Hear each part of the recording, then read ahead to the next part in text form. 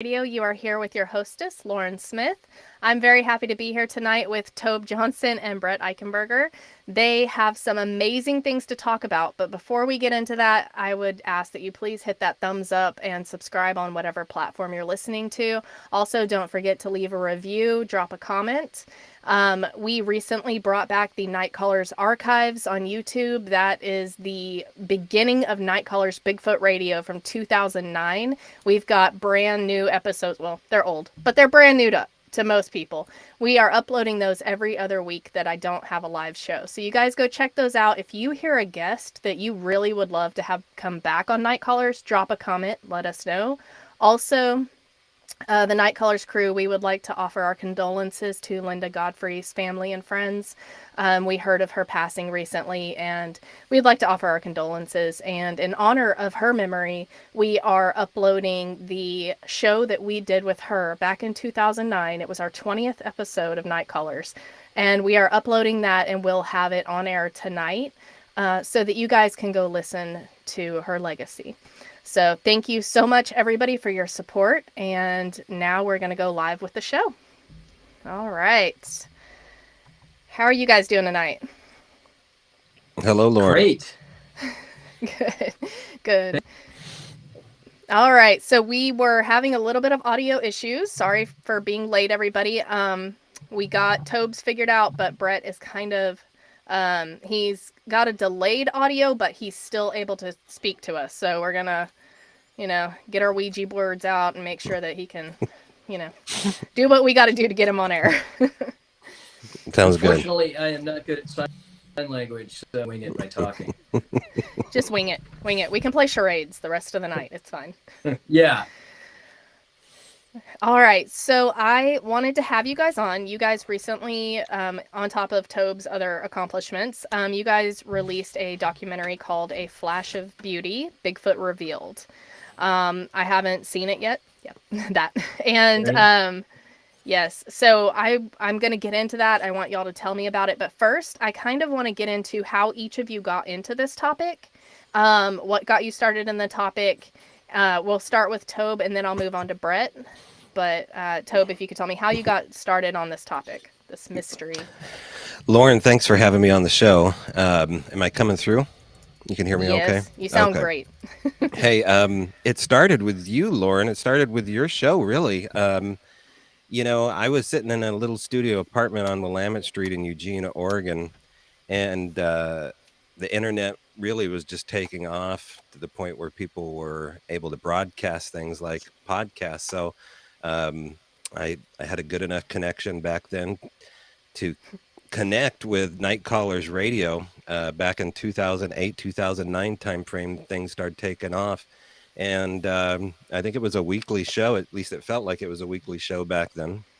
And at the behest of listening to shows like yours and coming across, my first set of evidence with my son in the little town of Springfield, Oregon, which was a single trackway heading into the blackberry brambles.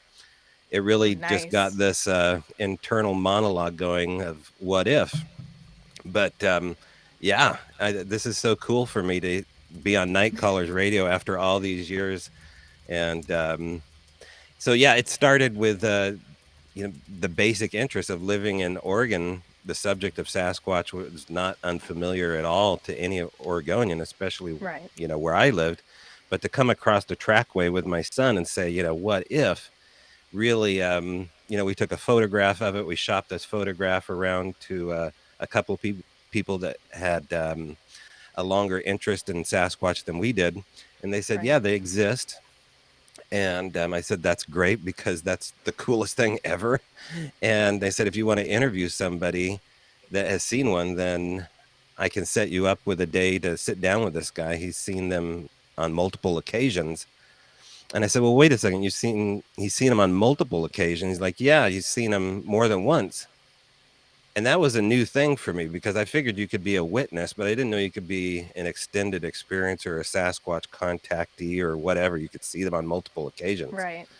And so there begins my interest, and the difference of my interest compared to a lot of Bigfooters is this belief that you can see them, and you could possibly see them on multiple occasions, and the consequences of seeing them on multiple occasions, the behavior that exhibits itself on multiple occasions is different than if you see them on a single occasion, generally speaking, especially if they come to your property. Mm-hmm. And that's how Brett and I met, was him basically hearing about my experience living on a ranch in Cottage Grove, Oregon, where there was this constant contact Mm-hmm. happening between the property owners. That's pretty amazing. You know, there's a lot of people that don't believe that you can have those multiple experiences. I, I I would say that I would probably be one of those people that would be hard pressed to, because in the 20 years I've been doing this with my mother, I've never had a sighting. And it's hard for me to have gone out that much and not had a sighting. And I've had kind of crisis of faith there for a while where I'm like, I don't even believe in them. I don't believe they're real because I've never seen them. But my mother, she has had multiple encounters. And so I was raised with her having those encounters. And so I grew up being more open to people who have had multiple encounters. I'm more open to that when they tell me. Now, when they get up there, you know, I saw 5, 6, 7, 8, 10 Sasquatch. I have that knee-jerk reaction of, oh, I don't know. But Right. but then I think back to my mom has had multiple sightings, and that's over a span of 20 years. But some Right. of them were on her property. So Mm-hmm. it's very hard to be open to that whenever this phenomena is so mysterious to begin with, and Right. uncontrollable almost. Mm-hmm. So Exactly. it says a lot about you that you were open to that so early in your research. Right. Yeah. And it would, you have to have that skepticism about the witness seeing them multiple times, but there's something different about them coming to the property. It's repeatable because you know where the property is and you can kind of lock things down. So that was intriguing part to me. Just like, well, this is something that we can kind of vet together. If I can Mm-hmm. come here and research this area here and be with you as these experiences happen, then maybe we can start to understand what's happening here. Yeah, that's pretty amazing. So you've been doing this for a while. Mm-hmm. So I wanted to ask, have you had a sighting, first of all? Right. Yeah. Well, I had a sighting. My son had a sighting more so than I did while I was with him, Mm-hmm. but I did end up having whatever happened. I can't call it anything other than a Sasquatch from the ability that it had and the size it was, but it wasn't a clear enough image for me to say I saw the face of a Bigfoot coming at me or anything like that.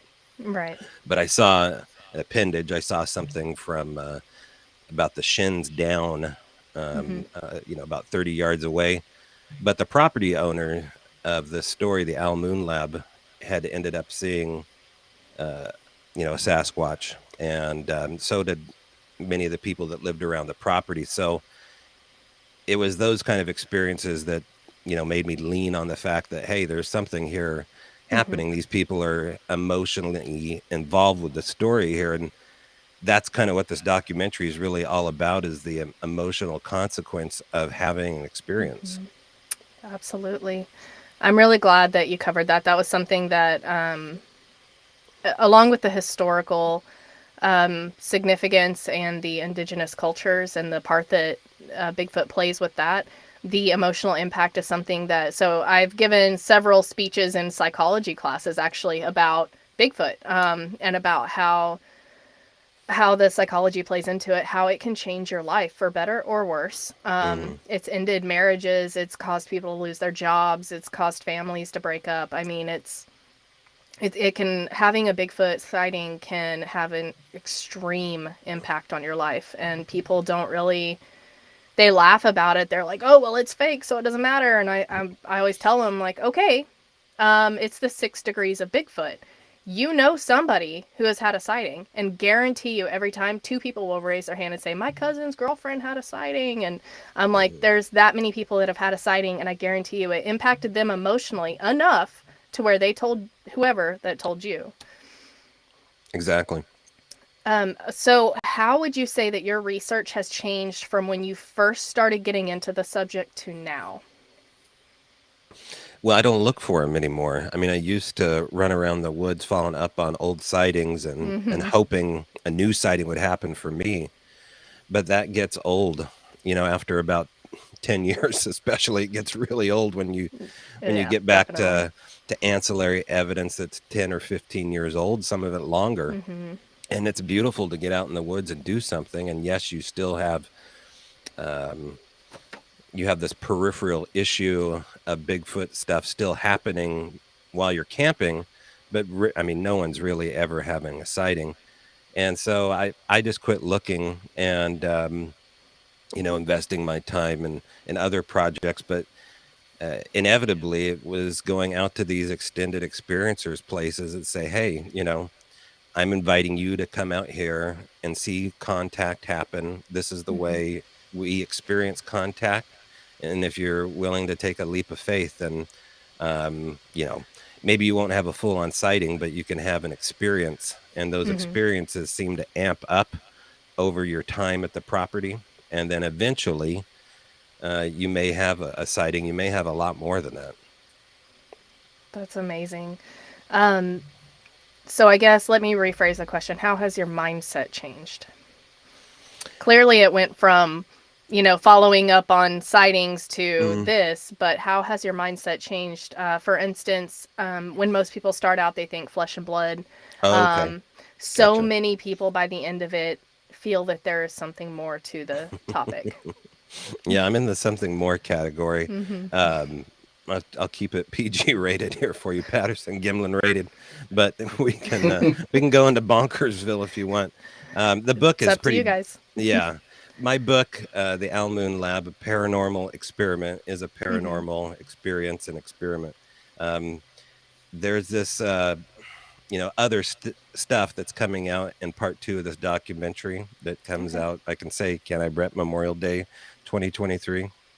And so we talk more about that, but there's quite a bit of what I would call the supernatural related to Sasquatch phenomena. And Mm-hmm. it started for me with, the existence of the lights in and around the proximity of where Bigfoot locations exist. And Mm-hmm. those lights, you know, we could go on and on about those, but we're talking about, bioluminescent lights in and Mm-hmm. around the proximity of where Sasquatch is. And then it just snowballed down into the rabbit hole after that with all of the other stuff that goes into these, what I would call window areas where the supernatural exists often, Mm-hmm. especially in these extended experiencers proximity or their homes. And so that's what this book is about. It's about our experience living in a place like that. That's pretty amazing. A few years ago, if you catch my older shows, I balk so hard at Hmm. anything that's not, science, flesh and blood. But it seems like the universe, whenever you do that, the universe is like, oh, okay, cool. Well, I'm going to Hmm. show you something that's going to make you eat your crow. Um, and so I had my own orb experience, and I was so mad when it happened because I was like, no, like, I don't want this to be true. So, I mean, Right. like they say, everything is supernatural until we figure out more about it, and then it becomes Exactly. natural. Yeah. Everything, electricity was supernatural before we figured it Right. out and it became natural. So, um, there's definitely something more to the phenomena. I would love to solve one mystery before moving on to the next, but I think it's all intertwined and we've just got to separate the pieces and figure it out. But Well I'm really said. glad Hmm. that you guys are working to bring that knowledge to the masses. I appreciate you for doing that. Hmm. Hmm. Jamie King definitely appreciates you. I love Jamie and Jenny. They're amazing people. You said there's something more to it, and he said something more. Yeah. So, but anyway, okay. So we've talked about your book. Can you tell us a little bit about what all is involved in your book? Kind of what made you decide to go ahead and put everything down on paper, and what can we What can what you can we expect? what can we expect from the book? Sure. Thank you. Well, it starts with the origin of the story. I don't mention Night Callers by name, but it really did start in a little tiny studio in Eugene, Oregon, listening to podcast back in 2008, and then coming up with a subsequent find with my son in the little town of Springfield, Oregon, which looked like a trackway, and then we just take a tour from there on why I chased after the subject, the people though that I got to know along the way that kind of steered me in directions of how to pursue the subject and where to go and who to talk to, and you'll see my struggle to kind of figure out, do I go flesh and blood? Do I go full Tom Powell? How do I lean in this direction here of understanding the quantum Bigfoot, and what are the consequences of doing so? And that's when we end up in Cottage Grove, Oregon, which is mainly what this book is about. And I lean heavily towards there being a paranormal link to this phenomena, just based upon the amount of evidence that came slamming at us 24/7 at this property. It was just undeniable for me. And so what makes this book different is it has QR codes embedded in it. So as you go along, you can experience the data as it comes. I think there's over 40 or 50 different QR codes in the book. And it was published by, Doug Heichek of Monster Quest. And so Doug took pretty good care of me and got the book out there. So we're having fun with it. And that's when I met Brett, is through this story here, and invited me to be a part of the documentary. So I'm a co-producer of this amazing documentary along with him and his wife, Jill Remensnyder. And it's just been a real blessing for me. That's amazing. Oh, I love the QR codes. That's something that, we've had so many amazing works published over the years, but adding that piece to it, it's just because there are a lot of published works out there about Bigfoot now, but adding that piece to it is amazing. I'm very happy to hear that. And Doug Heichek, he's an amazing person. Yeah. Jeremiah from Bigfoot Society said the EVPs that you hear in this book are incredible. Yeah, Jeremiah is a good guy. I think I know Jeremiah here. Yeah. Thank you, Jeremiah. Yeah. JB, he's a great guy. Okay. Let me see if I have any questions from the chat about the book. I think everybody's just raving about the book and raving about the documentary, and they just Kevin Morrison said he got to meet Brett at Beachfoot and watch the documentary. Hey, Kevin. Yeah. By the way, there's a ghost in my machine.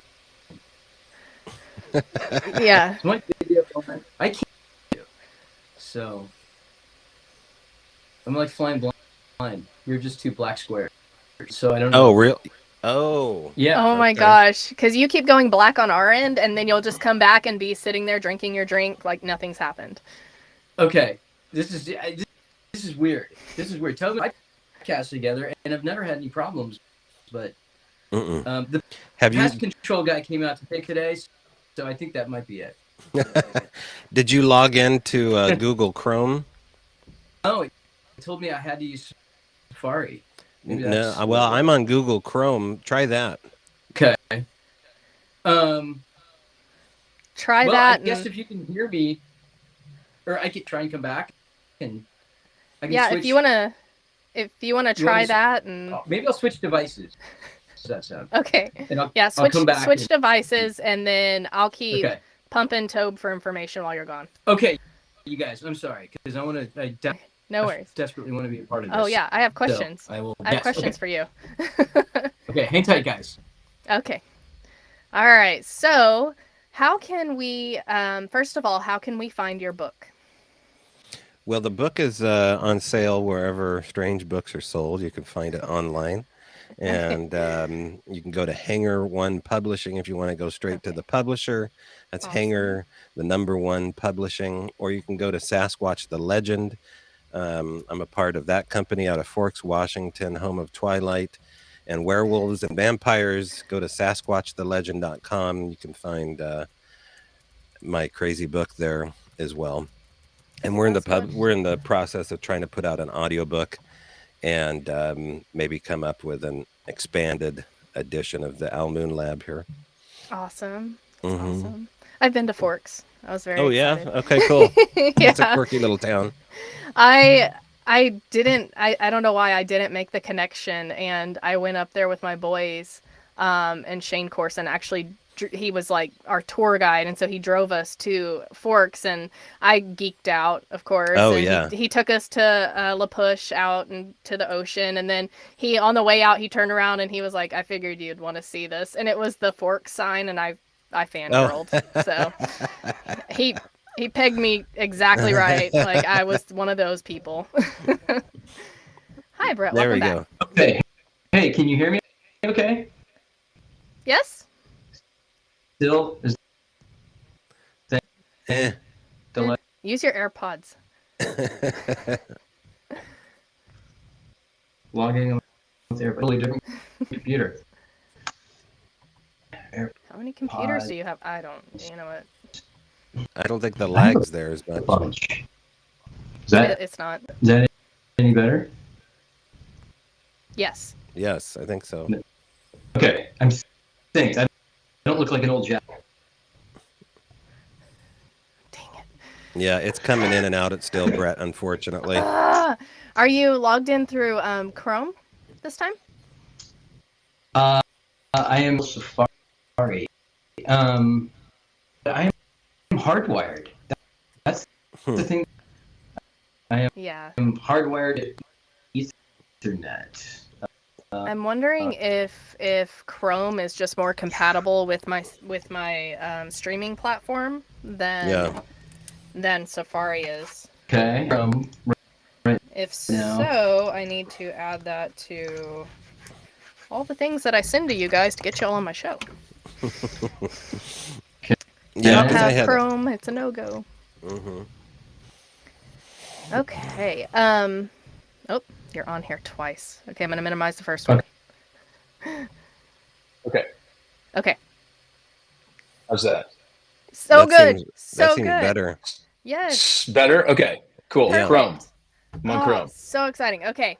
All right. Now I know. Sorry. Now we all know. It's all good. I'm so glad you're on here. It would suck to not be able to ask you all the questions I have for you. This was all a demonstration just to prove that the paranormal is in actuality real. Yeah. That's all that was. You've got some angry. You need to put some honey out in your studio. Okay? I think it proves that Google's in control of everything. Yeah. Also something. Yeah. There's something. I don't know. This show is not sponsored by Google, however. Okay, so Brett, you are also an Oregonian, yes? Mm-hmm. So you have been interested in this topic since you were young as well. Yeah. Yep. Since I was a little kid, as early as I can remember, I think. So how did you get interested in this? Part of just being an Oregonian. I mean, literally, growing up here in the Portland area, whether we were driving to the coast, through the Coast Range, through the forest, or driving up to Mount Hood, or wherever it was we were going, we were traveling through forests. Even in the metropolitan area, and we had land in the neighborhood that I grew up in. We didn't personally own land, but there was a bunch of woods and trees and stuff like that. And so I just always been a creative kid, and it was kind of like I play out these what if scenarios. We'd go camping, and what if Bigfoot came and got us? And, my father was into all that stuff too, so he fed into it. So this is a mystery that I've wanted to solve my entire life. I literally can't remember a time in my life when I didn't think about Bigfoot or want to know more about Bigfoot. That's awesome. That's awesome. I love hearing that from people, people that weren't raised up in the life like I was, this normal everyday people that just are fascinated by this and have that burning ember, that curiosity, they want to know more. And because of people like you, we get documentaries and we get amazing works that kind of educate the masses, which is a big deal because there's a lot of bad information that goes out. And so to have you guys out there, putting out good information and educating everybody, that's amazing. It's one of it's one of our number one goals is to do exactly that, is to get rid of the bad information, kind of get rid of this. There's this, I don't know what the right word here is, but sensationalistic, I suppose, approach to this paranormal world and the Bigfoot world. And there, I mean, we've all heard it from friends and family. Bigfoot, really? And the fact of the matter is like what you guys were talking about earlier, that there is a social phenomenon going on here that sociologists call a hidden event. Whereas, like you said, there's a 6 degrees, probably even less, 2 degrees of separation between those who've seen Bigfoot and those who haven't. And my question has always been, why aren't people looking into this? Why aren't there John Macks of the Bigfoot world? If you guys don't know who John Mack is, he was a Harvard psychologist that took a look at alien abductions and was like, wait a minute, these people can't all be mass hallucinating. And it's a fact. And I think that we need to really put some seriousness behind this subject matter. Yeah. Playing devil's advocate, I'm sure you have heard from many people that the reason that we don't have that scientific backing and people looking into it is because of the government. Yeah. Just, they already know it's there and they shut it down. Any kind of actual funding or actual attention gets shut down. Yeah. It's happened with other things as well. And so you guys keep fighting the good fight, I guess, because that's kind of the only option we have. I don't think that mainstream science is going to be allowed to prove or disprove this phenomena. I totally agree with you. Yeah, I totally agree with you. But, we need to kind of try and circumvent that and take advantage and ride the wave of this, what's going on with the UFOs right now, I think, because the UFOs are kind of forging a path for us, whereas people are now going, okay, yeah, I saw something I can't explain in the sky. And, and this is going to trickle down to Bigfoot. And I believe it already has trickled down to Bigfoot in a lot of ways. And same goes with ghosts and everything else, because almost everybody has experienced something in their lives they can't explain. If you're over about the age of 20, you know. Oh, absolutely. It's a lot more acceptable now because of reality TV. I always tell people when we first started this podcast in 2009, I would not let anybody know that I believed in Bigfoot, that I was raised researching Bigfoot, that I had a podcast about Bigfoot, because I was scared I was going to lose my job. And when I got back from hiatus of 3 years, so about 2012, we had more shows out and we had, the Finding Bigfoot phenomena. Now, all the real researchers, they hated Finding Bigfoot, right? They were like, oh, that's awful. That's not how we do it. We don't go out in the woods banging on stuff and screaming. But if I brought up Bigfoot after Finding Bigfoot came out, it was people would be like, oh, I saw that one show. What do you think about that? I saw that Patty film, and it was more acceptable to talk about.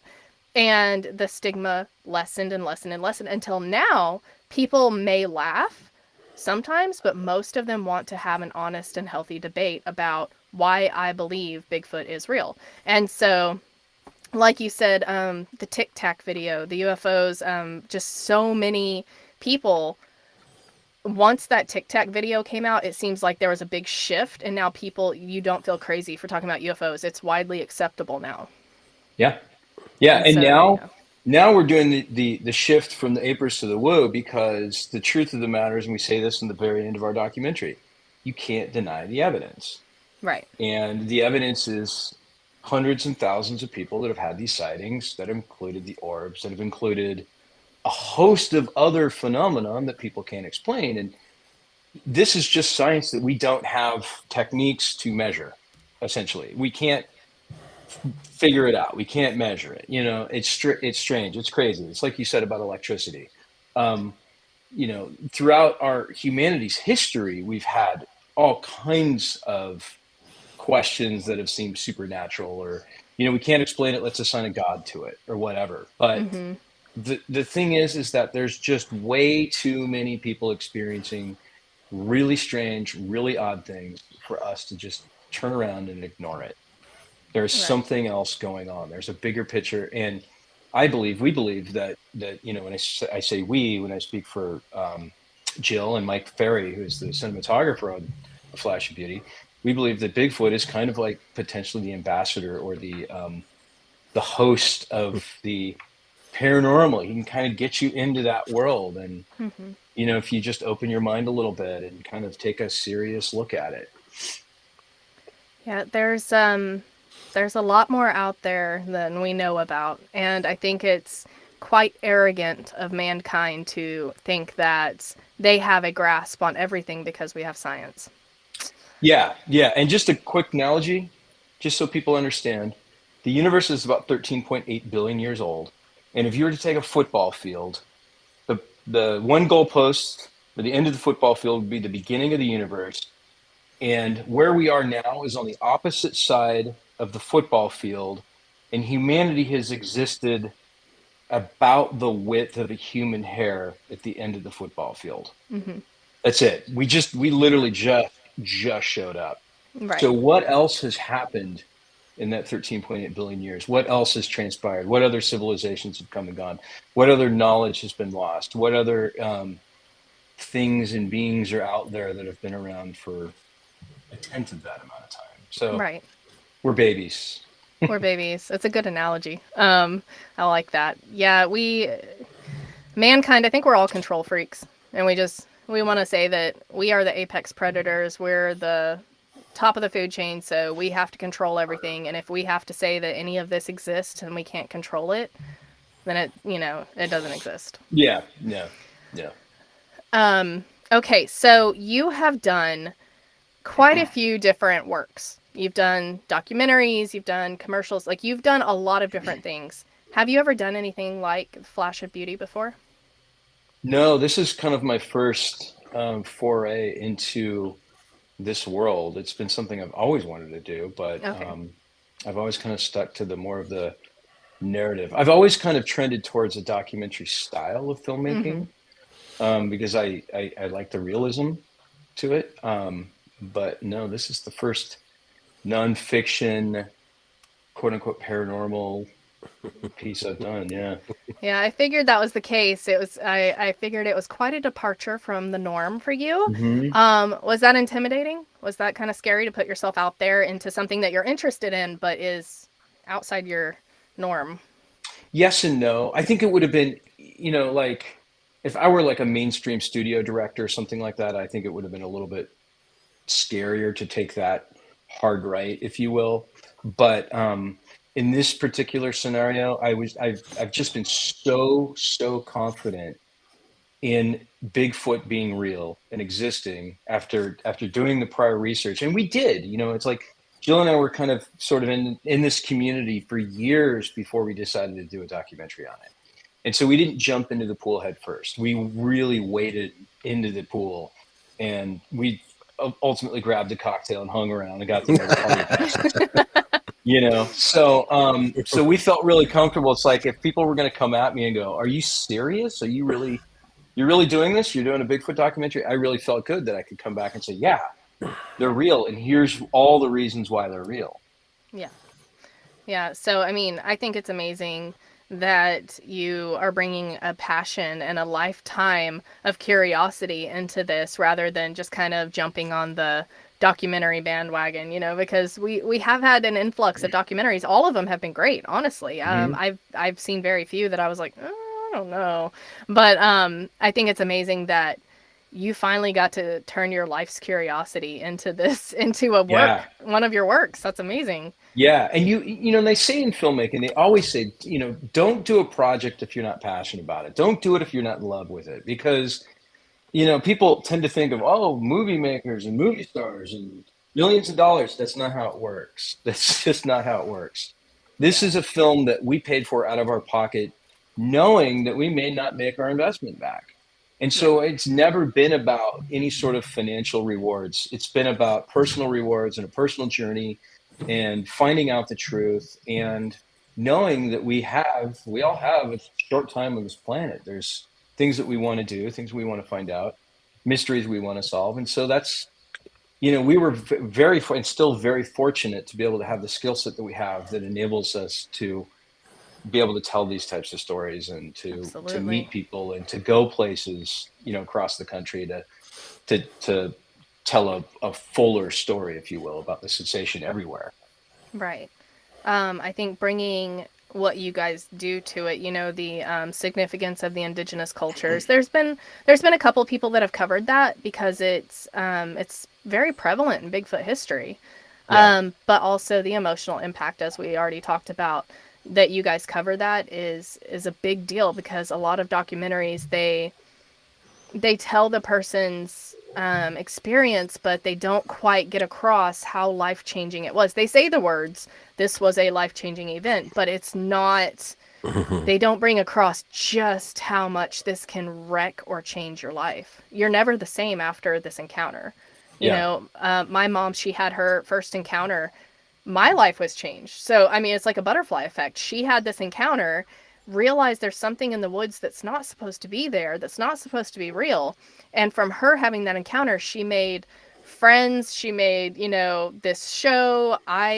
Instead of going to, the beach for the summer, I was out in the woods looking for scat and prints and tree bows and everything else. I was, a little kid standing on the back of a four-wheeler holding a tape measure against a tree. Like, I was out there collecting evidence and data and we did a spreadsheet on moon cycles. And so I was entering data as a little kid into the spreadsheet. Wow. So like her That's awesome. experience was so impactful that it changed my life even. So, well, your guys' butterfly effect over here to the West Coast, because right. here I was a theater major at the University of Oregon, learning tech design for at the U of O, and your stories were just so compelling, and it totally had an effect on me, and then my kid.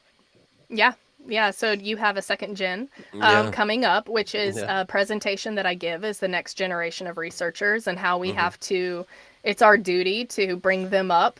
And so one of the things that I talk about, which I think y'all's works will support, is I bring them up to be kind and to be open-minded, but to be skeptical.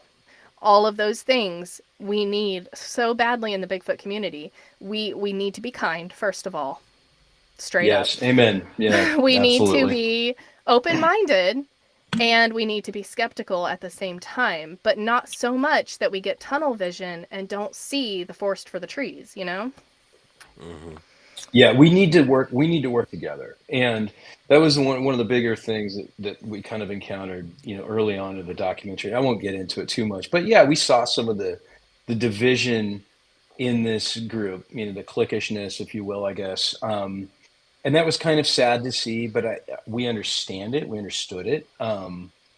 And that's going to continue. That's just kind of human nature to a certain extent. But I think if we all get together and agree that Bigfoot is an actual being that's out there, let's start comparing notes and seeing what we can accomplish together as a group.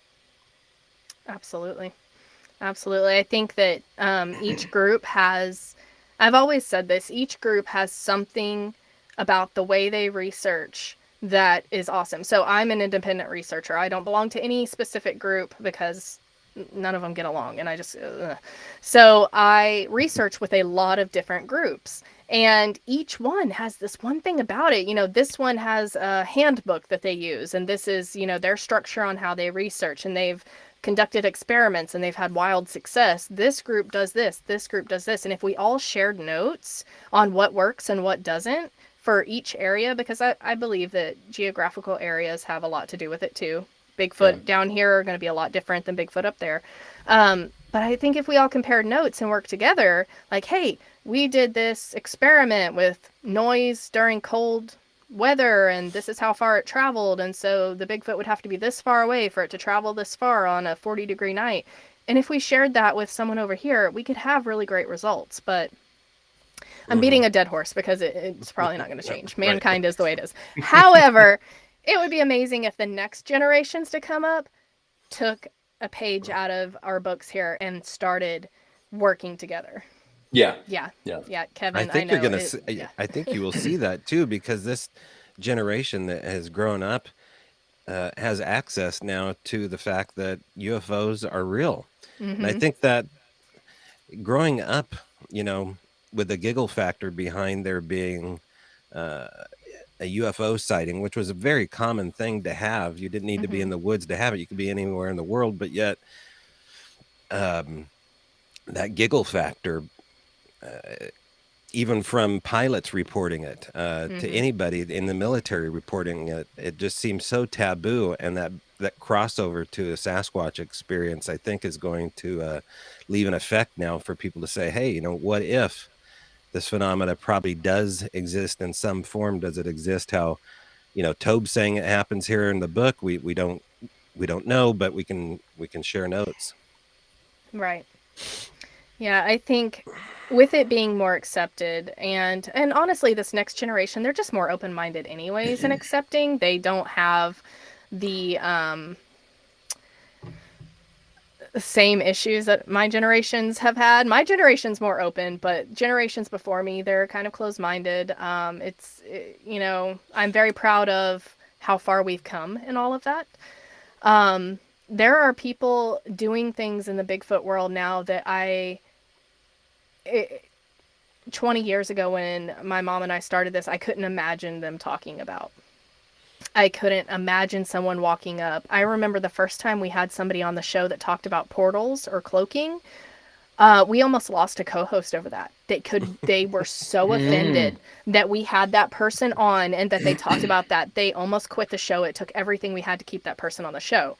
And whenever I started uploading older shows on a new series that I'm doing with archived episodes, I actually had someone message me and they're like, have you had so-and-so on? And I was like, yeah. And they're like, oh my gosh, I want to have him on my show so bad. And I'm like, oh my gosh, like we almost lost a co-host over that guy, but back then you didn't talk about cloaking. You didn't talk about portals. You didn't talk about gifting. You didn't talk about habituation. You didn't talk about anything mind speak, which telepathy is already a word. That's one of my pet peeves. The mind speak is so redundant to me, but you didn't talk about that then. But now these kids are being raised with, there could be something to this. Quantum Bigfoot, Question for Tobe is, really, JB, you had to bring up the person that we almost lost a co-host over. He was the one that asked me in the message, have you ever had this guy on? I'm like, yes. At the time, it was not okay, but now, yes. Is Franzonia as cool in real life as he is in drumming for Bigfoot? Yes. So? I mean, this is the voice that I almost got the co-host. Yes. Okay. Yeah. We almost lost a co-host over Henry. Yeah. It may have been that episode that sent me down the rabbit hole for everything that would happen, consequences of hearing Henry Franzoni. Yes. I was so floored by that episode. We'll just say it was that episode. Probably was. Henry started talking about how Bigfoot blew up his starter engine in Tillamook. Yes. And how Bigfoot was laughing at him and his wife, I think, in and around the same area. It was so bizarre, so kooky, so Art Bell-esque that it was so good. I mean, I just like, if it can be this cool, I want to have an experience like this guy. And Henry was just kind of this relaxed voice. And he was kind of reluctant and relaxed, and it's just like, oh, this is like an old rocker or something. And he was like an old drummer, professional drummer. Well, Henry and I struck up this friendship, and so he is a part of this book, the Al Moon Lab. He's a significant part as far as I'm concerned. He was only out there for less than a day on this property, not really even researching, just hanging out. But yet there was this interaction that happened, an undeniable interaction after he left, that seemed to tip its hat to the fact that Henry's not crazy, and that the phenomena was acknowledging him. And I won't give it away, but there's some audio that happens that seems to tip its hat at Franzoni, and I call it the Franzoni effect. And he's just this super interesting, cool guy, and I think we can expect him in this doc. Well, I know he's in Flash of Beauty Part 1. I assume he's in Part 2, right, Brett? He's in Part 2. Yeah, he's in Part 2. Some of the things that he had to say were profound. we felt. And so, yeah, you'll be seeing him again. Absolutely. Awesome. Well, I know Jeremiah will be very excited to hear that. He was the first person that we had come on and talk about anything paranormal to do with Bigfoot. That was just not something that was talked about back then. It really wasn't. You could barely talk about Bigfoot, much less, oh, hey, Bigfoot has superpowers. And that's why they can hide from us so well, or that's why, they can put thoughts into your mind, or they can control electronics or mechanics around you. Stuff like that was just it was hard to even talk about infrasound, which is a phenomenon that's happened to me many times, enough to where I can identify it now when I'm in the woods. I can identify when it's happening, and usually the people around me can identify it, and it's more acceptable now because we know that bigger animals can do something along those lines. So they're like, oh, well, it's okay because science said it was. And I'm like, but this is a thing that, it causes different reactions in people. I've had a fight reaction. I've had a flight reaction. I've had, now I identify it as an anxiety reaction. It feels very much like an anxiety attack. But I've had it hit me to where I was so lethargic, whereas I was so terrified a few moments before. But then I would just become lethargic, and I would honestly just like slump down in my seat and be ready to go to sleep. Whereas right before that, I was begging to leave. So, infrasound, yeah, being zapped. Basically, it's been called being zapped, infrasound. And it affects different people different ways. And I always thought it affected smaller people differently or women differently. But I have a friend, Stephen Hill, and he's a very large dude, and he felt it just like I did. And it was directed right at both of us. He turned around and it affected him, his back. It was like tenfold on his back. Like they were trying to push him to get away from them. Like, you need to leave. Anyway, but that was something, even infrasound, you could barely talk about it until recent years. Now, Lauren, would you agree that infrasound is selective to, super selective? Like, it's not, you would picture something naturally fanning out as it comes out of the being in order to push a crowd away or something like that. Right. But that's not what happens. It seems like they can target an individual. Yes, definitely. So how do we explain that by traditional scientific biological methods? And see, I don't think you can. I used to think that the people that felt it were more sensitive than other people. I think that my personal theory, of course, I still believe that to an extent, but my mother has had experiences with people who are not very sensitive, and they felt it before. They just didn't know what they were feeling. And she went and stood behind them, and she couldn't feel it anymore. So scientifically, I have no idea how to explain that. If you go down the rabbit hole these are the kind of bit. Curious questions that we have. And I think, back then, like you said, it was taboo to ask those questions. Like, well, it has to be, it has to be infrasound because a lion can do it. And then this is a biological creature. But, the Native Americans never really said that. There's something else going on between these creatures walking between two worlds. And it's very uncomfortable for us to understand through our linear timeline to agree. And that's when a voice like Henry Franzoni comes in and says, come this strange way, my son, and I will teach you. I think a lot of people are turning more to the paranormal because we're not getting answers from science.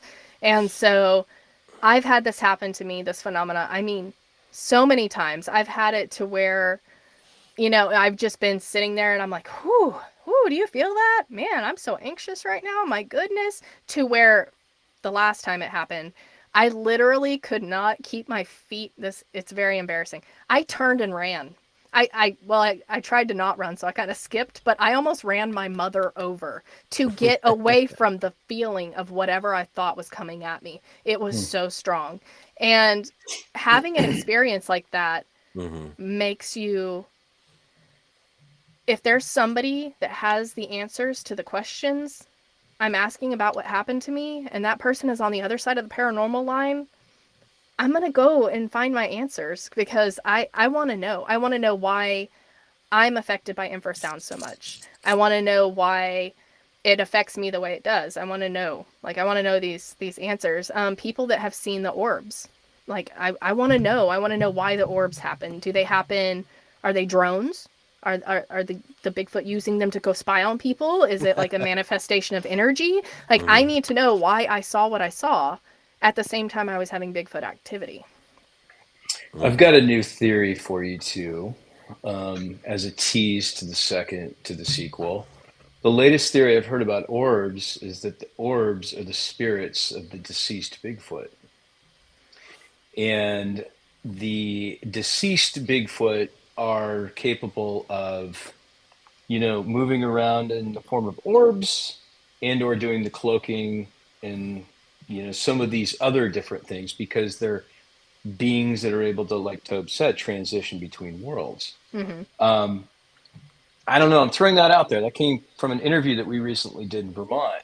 And I've been thinking about that a lot lately. It's different than the theory that Simeon Hine has, Dr. Simeon Hine, who we interviewed for the sequel, who thinks that, these things are more related to, they're like, it's a similar plasma energy to ball lightning, and cold fusion type nuclear energy, so on and so forth, that they're able to manipulate.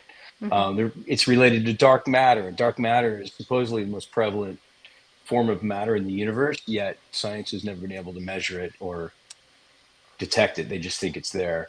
Right. So, yeah,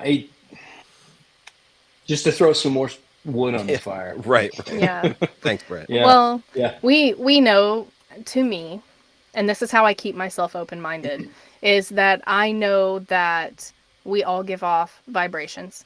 We are all made of energy. I know that as an empath, whenever somebody's vibe is off, I can tell.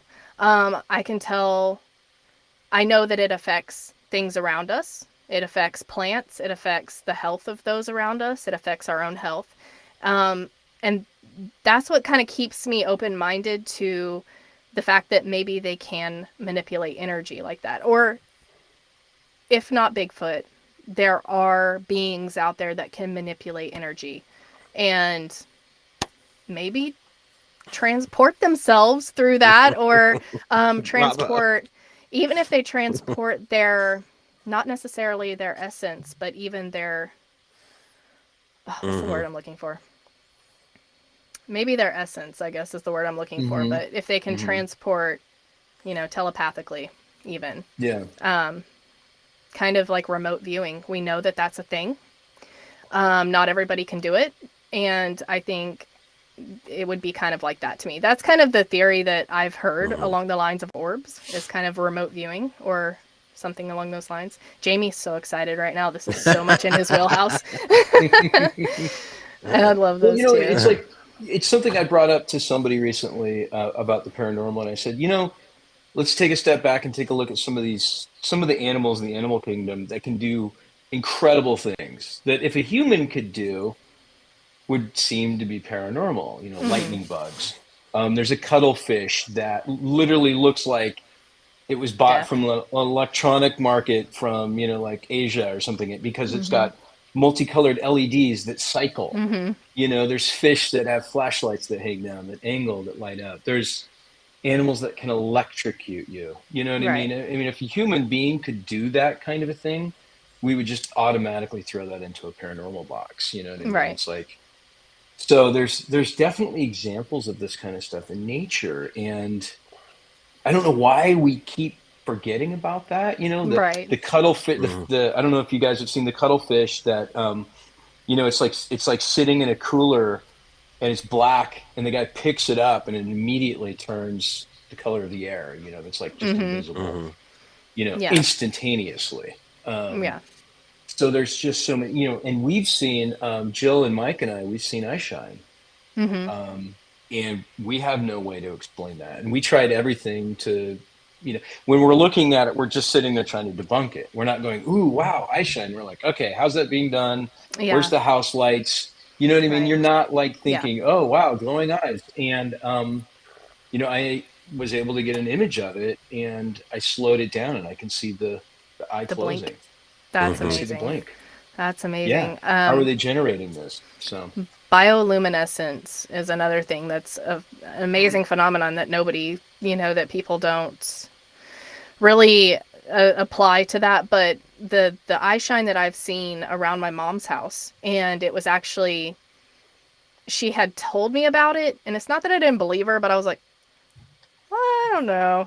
But she said on full moon nights and afterwards that the eye shine that she sees is kind of a soft bluish white, but it's not bright. It's not like you look out there and there's two little flashlights looking at you. It's a soft, and she can see when they look down, the ground would light up in front of them, just a soft, very softly. And it was like, I don't know if you've seen the military flashlights where it's got the green glow in the dark inside. And so you can turn off your flashlight and it emits a soft glow. It was like that. And I heard her, she told me about it, and I was like, oh, okay, well, that's different, just kind of like, I don't know, until I saw the soft bluish white glow, and then noticed it moving around the porch to where I could see it, and then I saw the outline of a Bigfoot, and then the moon went away, and it went away. If I hadn't seen that eye shine with my own eyes, I'm not sure if I would have believed it, but it was there, and it on certain nights, it would light up the ground in front of them with a soft glow, which I can't explain. Naturally, I can't say, that was light coming off the leaves or reflection from the pond, or, I could try, but then I'm just talking myself out of what I saw instead of embracing, like, okay, maybe I saw what I saw and I can't explain it, but it was there. Swamp gas. You can't explain it. It's swamp gas. It's swamp gas. It's always swamp gas. It's a bear. Yeah. It was a bear.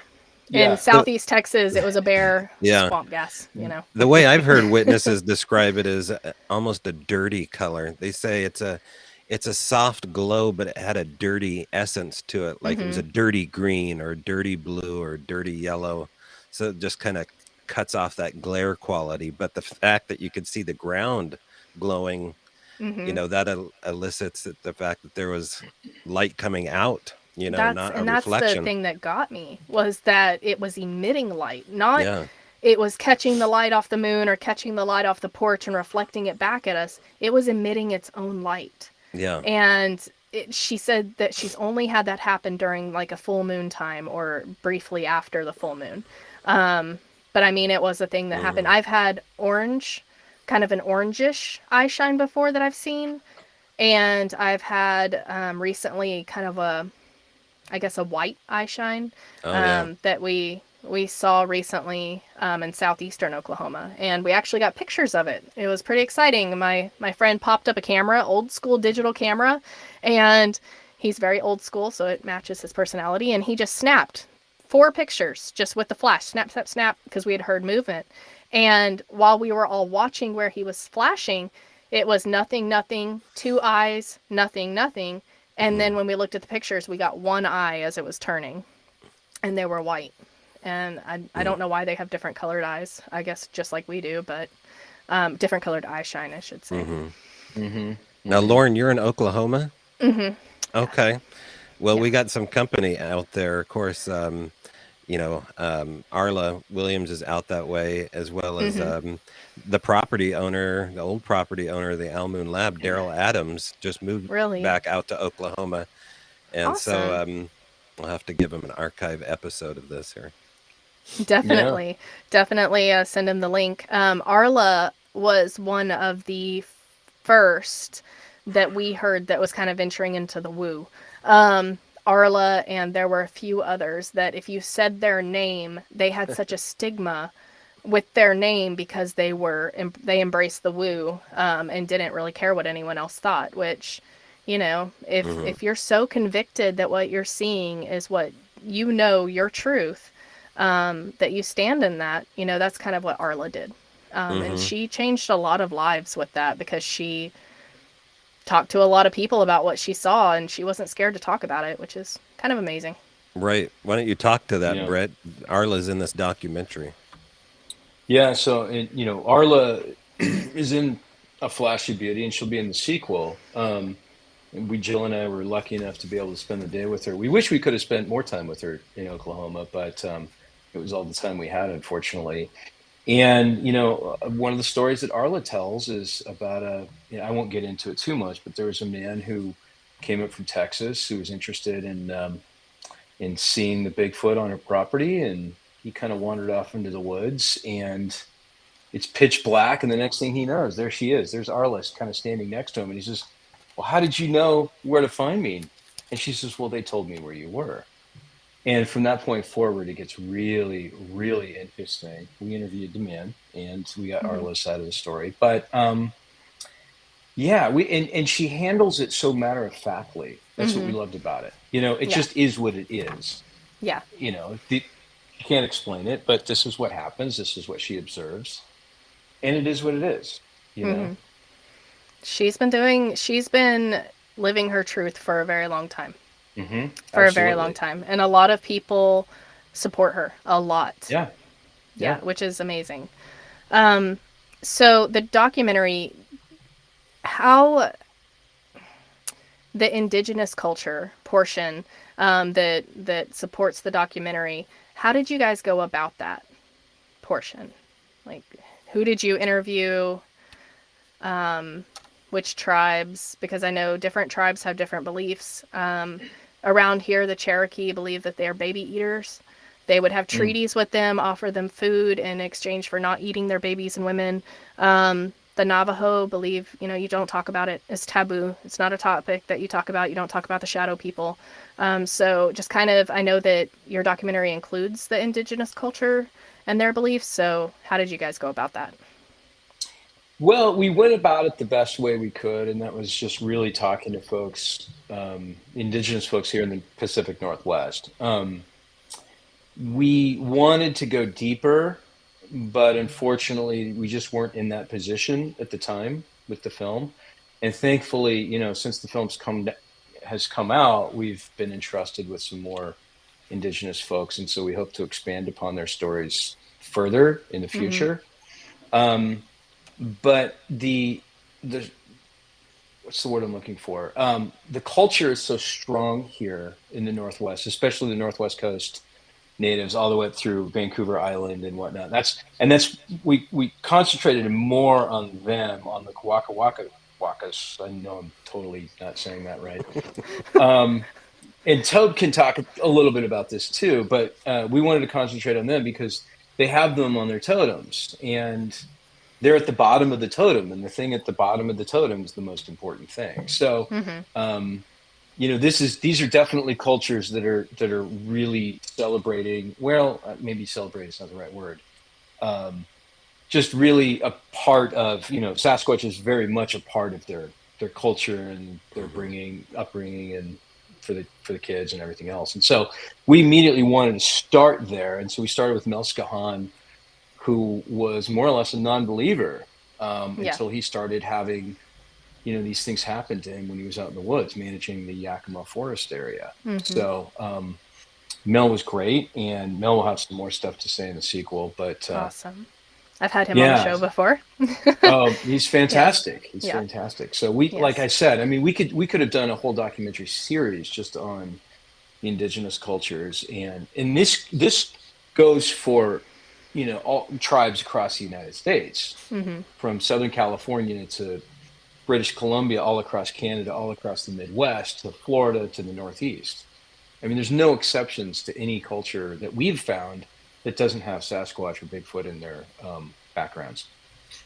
That's amazing. I think the hard part to me is getting them to talk about it with you. I've tried several times over the years. I actually had a client recently who worked for the Bureau of Investigations, Bureau of Indian Affairs, and was raised in the life. And I kind of broached the topic very gently, and he just kind of looked at me and he was like, "Oh, nice." And he's a traditional storyteller, and he's also a genealogist, and so he has all these documents from his tribe, and he does all this genealogy and historical archiving. And I'm like, okay, so he has to know something. And he just kind of looked at me just really blank, like I couldn't tell if he just had an amazing poker face or he honestly just didn't know what I was talking about. And I can't imagine that he didn't know what I was referring to in regards to his tribe specifically, So I think it's just a trust thing. Definitely. Most of the time is you have to earn their trust and know that, you're not going to shout it out. And what we're really interested right now is, in fact, I've got a phone call coming up in a few minutes in this regards to, we're talking to people up in Alaska right now about getting some stories up in Alaska, because there are so many different indigenous tribes. Alaska is almost the size of the continental United States, that it's kind of like they're never ending stories. It doesn't matter where you are. Well, I should say south of the Arctic Circle, but you don't even need to go that far south of the Arctic Circle until you start running into all kinds of different people that have seen them. We had a guy call when Tobe and I were on Coast to Coast. We had a guy that called us up and he said, I'm a gold miner up there. I'm just south of the Arctic Circle, or just north of the Arctic Circle, right around there. And he goes, I've seen them bunches of times. I've had indigenous folks come and give me tours of the land, and we've seen them together. And, we ended up talking to this guy off air and getting a bunch more stories about the activity that's up there. And then, of course, Daryl, who's in our film, had an incredible sighting in Western Alaska of a hairy man. So that's really where we kind of want to and I think there's been mutual interest, obviously, with Alaskan killer Bigfoot, which I wasn't a huge fan of just because of the way they did it. I felt like that was that sensationalistic situation. And we want to go back into it and maybe take another look at that area, but that's another show. So, yeah. Well, I mean, you guys are kind of, so we have the sensational shows, right? And then we have people like you and I that are bringing in the other side of it, the real side, the less flashy side. Nod to Sasquatch Chronicles. They have witness encounters. They are fantastic. They are out of control, amazing. I just had Bigfoot researchers on, and everyone's like, well, why don't you have witness encounters? They're so good. And I'm like, every Bigfoot researcher is a witness, first of all. And second, I'm looking to solve this mystery. And, Sasquatch Chronicles does their piece with the sensationalism. They do their piece of every, what I say is it's the sum of all the parts. So it's not just this witness in California. It's not just a witness in Florida. It's that there are thousands and thousands of witnesses that lend credence to this phenomena being real. So I do my part with the less flashy Bigfoot researchers who are out in the field, finding the data, the evidence, exploring different options as you guys are doing, and bringing that to light. Yeah. Yep.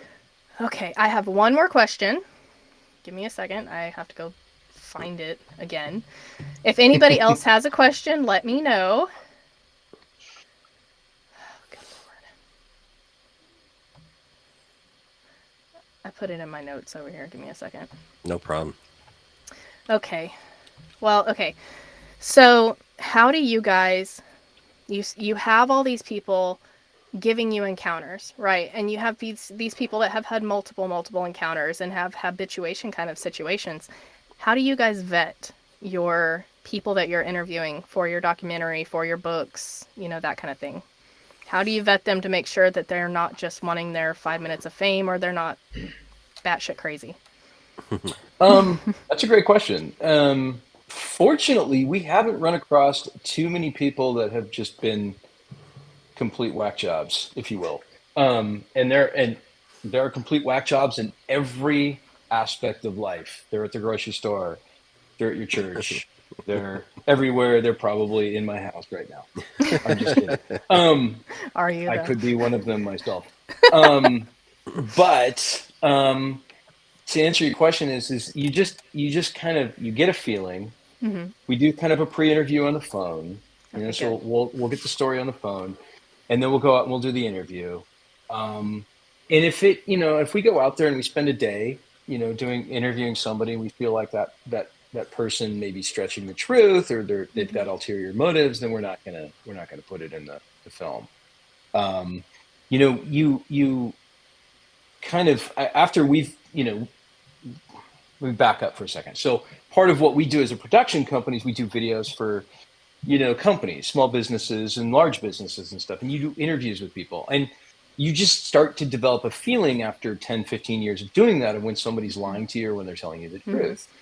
And you can see it in their eyes. You know, first and foremost, when somebody's lying to you, they'll look around. They won't look at you. And you can see body language and stuff like that. So you just really just kind of pick up on that. You know, is this person being honest with me or not? Do they have anything to gain? You know, so on and so forth. So that's basically how we do it. Okay. Awesome. I just wanted to make kind of clear that up, because a lot of people are going to say, you know, they could have anyone and everyone on this documentary, and it's, you know, it's just like when you vet someone for a regular investigation. You have to interview them, and you have to look for those cues, those micro expressions, you know, changing their story. That's another one that, you know, kind of comes out. They change their story. I found there's been a few hoaxers that I've known in the Bigfoot world, and their stories change. And it's just, it's hard sometimes to tell. And I think, have you guys come across, last question, I promise. Have you guys come across people that think they have something, but in your opinion, it's not, it didn't qualify? It wasn't really that? Because I've come across that a lot. Yeah. I've had people come up and show me pictures, and I'm like, unfortunately, that is a bird. Hate to be that person, but I don't want you to show other people and say this is Bigfoot. Right.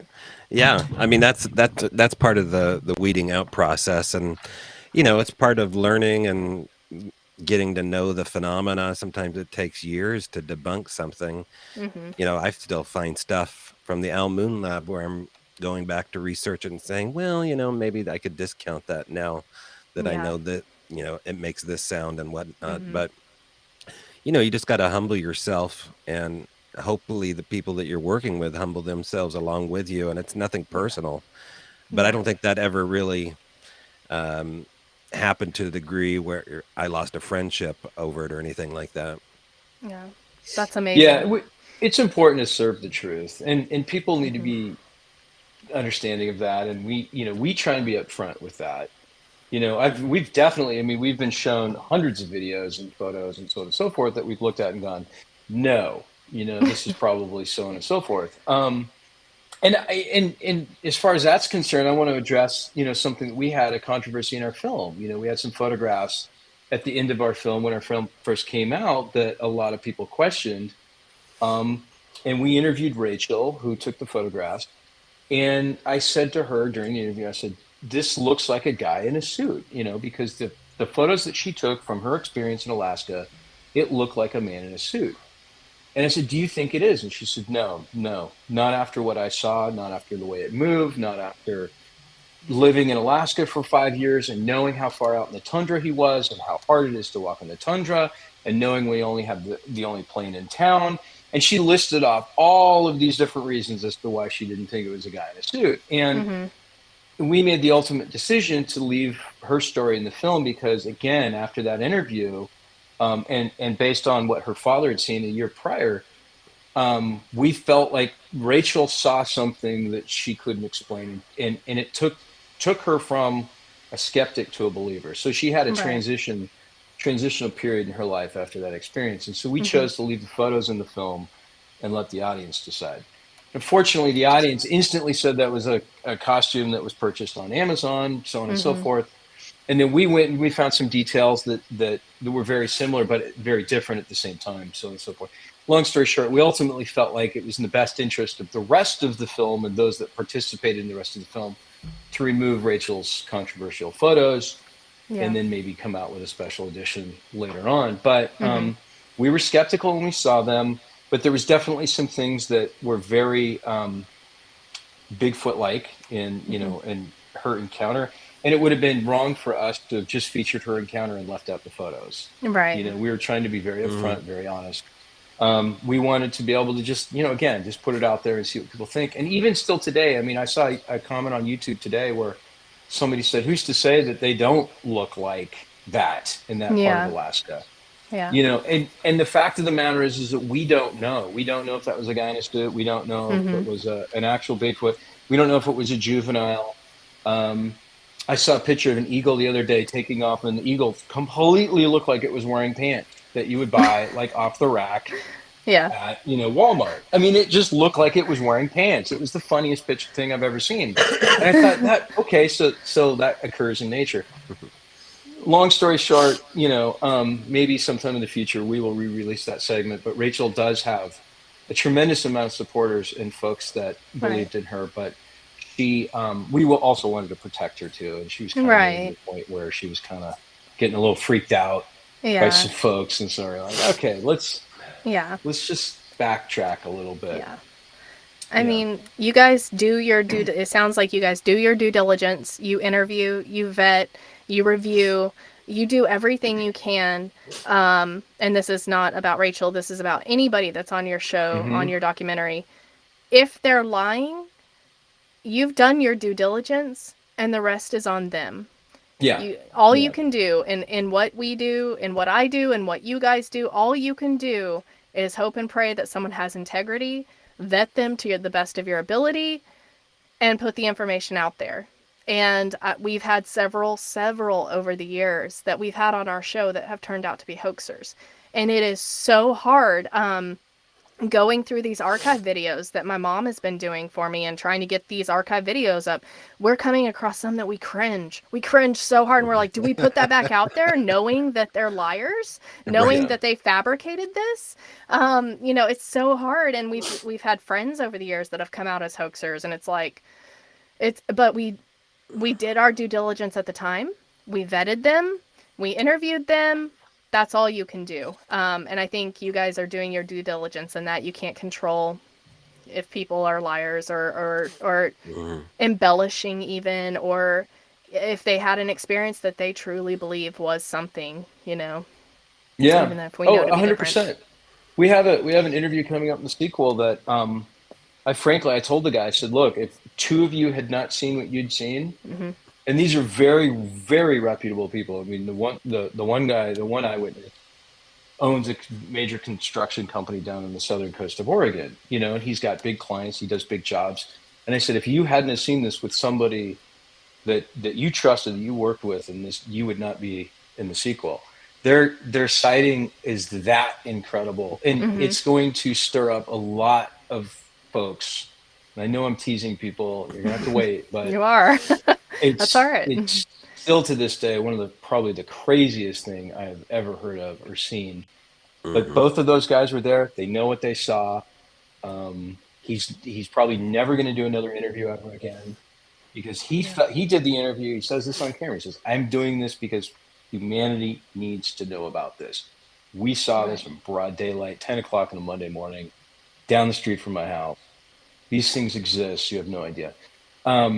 So yeah, I mean, having that second person is so key. Oh yeah, key. Yeah. I've talked to my mom about that before. We research a lot of times off her porch. She lives in the middle of the woods. It's a very secluded area, and she's had a lot of activity on her property. And so we'll turn out all the lights and sit on her porch and just kind of hang out and see what happens.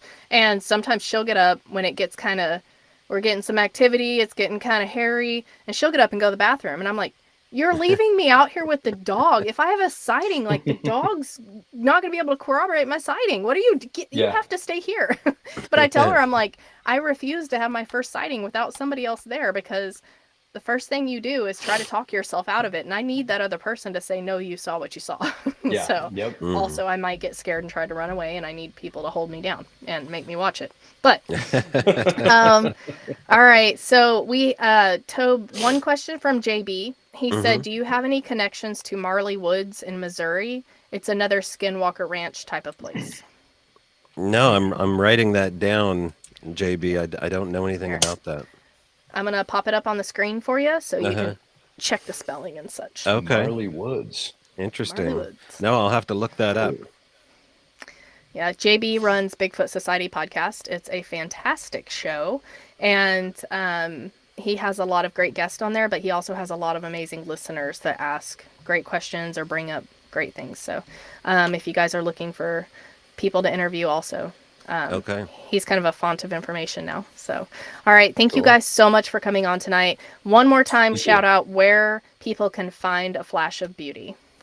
So a Flash of Beauty right now is on Amazon.com. So Amazon, if you rent it on Amazon, you don't get commercials. But if you go to Tubi, Tubi.com, if you haven't heard of it, you can watch it with commercials. Of course, we recommend it without commercials because you don't want to watch commercials. Right. But I understand everybody's got, different needs and desires and so on and so forth. But so you can go there.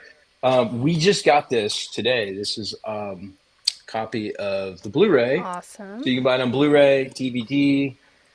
They are saying sold out, but there's a couple of places that have them, and we're trying to get more made for folks that want to actually own the physical disc, which I like. I like having something that I can hug or fall asleep with, or carry around and hand out to people. Exactly. So so it's out there. It's also you can rent it on YouTube. It's on Xbox. It's not hard to find. iTunes, just Google it and you'll find it. Awesome. All right. Thank you so much, guys, for coming on tonight. I really appreciate you coming on such short notice also. You're welcome. Thank you, Lauren. All right. So I wish you guys luck with your sequel. I'm sure it's going to be just as amazing as the first, if not more so. And I really want to thank you guys for doing what you do. All right. Thank you so much, Lauren. Really appreciate it. All right. I'm going to minimize you guys. I'll be right back. Have a good night. You too. All right. Thank you, everybody, for coming on tonight and watching Tobe and Brett. They are amazing at what they do, and I'm very thankful that we have people out there that are trying to get the information across. So thank you again to them, and thank you to you for supporting Nightcallers Bigfoot Radio. If you could, again, like and subscribe, hit that thumbs up, give me a heart reaction, and drop a comment as to what you thought about the show. Also, don't forget, I am uploading Nightcallers Archives episodes. These are the very first episodes of Nightcallers Bigfoot Radio, back when we did things a little bit differently than we do now, with all new hosts that we had back in the day. These are great information. Things were a lot different back then, and you can kind of hear where the Bigfoot community started in podcasting to where it is now. So you guys stay safe,